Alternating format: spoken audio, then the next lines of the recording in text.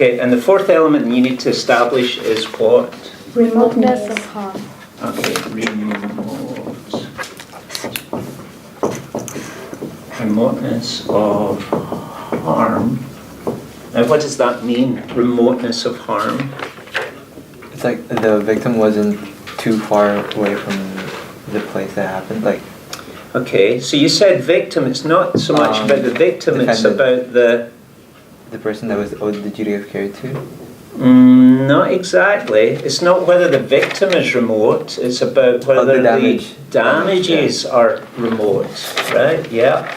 So here we're really talking about foreseeability again. So that pops up in both of them. But, so what's the difference between foreseeability here and foreseeability here? Foreseeability in element 4 and foreseeability in element 1. What's the difference? Would it be that this one relates to the damage while that relates to the duty of care? Excellent, yeah. This one is the foreseeability of the damages, so the loss of data and the loss of food. In element 1, this is the foreseeability of the victim, of the person, the foreseeability of Monty as a potential victim of Ed's negligence. So foreseeability comes in twice, but here in element 4, it's the foreseeability of the damages or the loss. Okay, so there is another test here, or another case that's really important with this element. The wagon mount test? Yeah, absolutely. So, wagon mount test. Okay, and what does the wagon mount test say? That you don't need to be able to see the extent of the damage, you just need to see the type. Yeah, that's right. The key question is the type of damage foreseeable? Not the actual damage, but key question is the type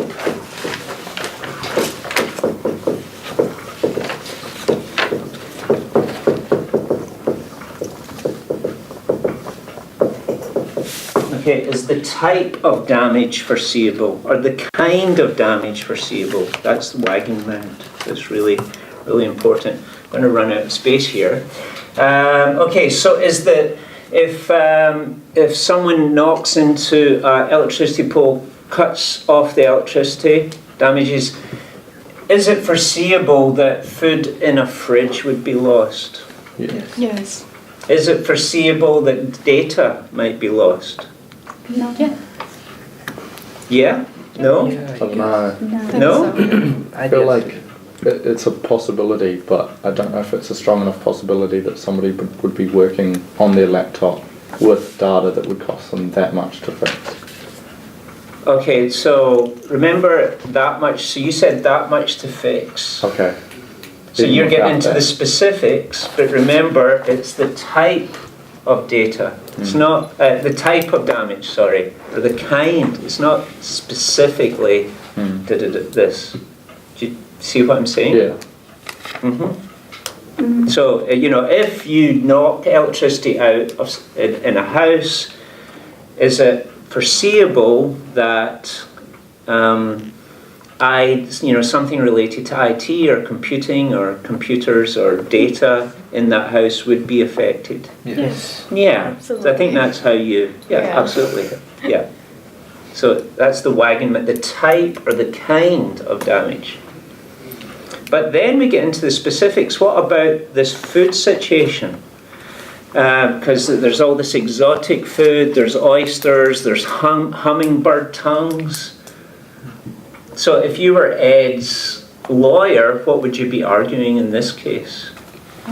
Suggest that his client do not claim for the damage of the food. Because, so you would say, Ed, if you're Ed's lawyer, you'd be arguing... Don't claim for the loss of the food. Oh no, well, it's Monty who's claiming for the loss. Yeah. Yeah. So if you were Ed's lawyer and you're defending Yeah. Ed, Okay. what would an argument be for defending? Like, should Ed pay for $5,000 worth of damage? No. Because? Must be real risk. Cannot be far-fetched. Okay, well, an argument would be that there's no way that Ed could reasonably foresee that Monty would have hummingbird tongues in his fridge. Would that? Yeah. There's no way that Ed would know or reasonably foresee that Monty would have $5,000 worth of food in the fridge. Is Okay. there? That's a potential argument. Right? So what's the argument against that argument? Yeah. Could you say like the eggshell skull principle? Yeah, exactly. Yeah, so here we're on to another legal principle, which is the egg shell skull principle. Okay, so what is the eggshell skull It's principle? like basically you take your victims as you find them. So if Monty has hummingbird tongues and Ed didn't know about it, then it's too bad for Ed. But it's like he still has to pay for the damages. Yeah, that he caused. essentially, yeah. So where this eggshell skull, where's the eggshell skull? Like, what's an eggshell skull?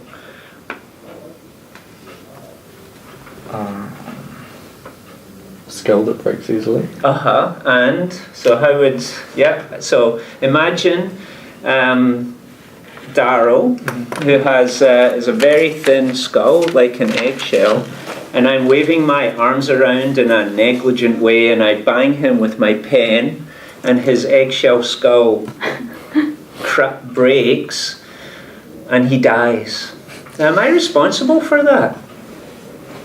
Yeah. I would say, I didn't know he had an eggshell skull. But then, is it like you couldn't base on that to say that, oh, then I could bang your head if I didn't know that you have an eggshell skull? Yeah. So so the courts say I am responsible for that. Yeah. Yeah, I have to take my victim as I find them. So I have to take Darryl as I find Darryl. Yeah. So if he has an eggshell skull, he is an eggshell skull. I'm still responsible ultimately for his death. Okay. So that's eggshell skull principle, and it's illustrated in the case. You could mention another case of Smith and Leach brain, where a man was. It was like there was a bit of molten metal hit his lip. He got cancer. He had a predisposition to cancer, but that had to be accepted by those who were negligent. It didn't matter that he had a predisposition to cancer. Take the victim as you find them. Okay, so applying the eggshell skull principle to the fridge, we could say what? Not just take your victim as you find them, but take your fridge As you find it. as you find it. Exactly. Right, so if Monty's fridge has $5,000 worth of food, Monty's fridge has $5,000 worth of food. You just have to accept that, because it goes back to the wagon mound test, which is the type or the kind of damage. That's the key thing. Okay. So I would say, the loss of the data is reasonably foreseeable. The loss of the food is reasonably foreseeable as well.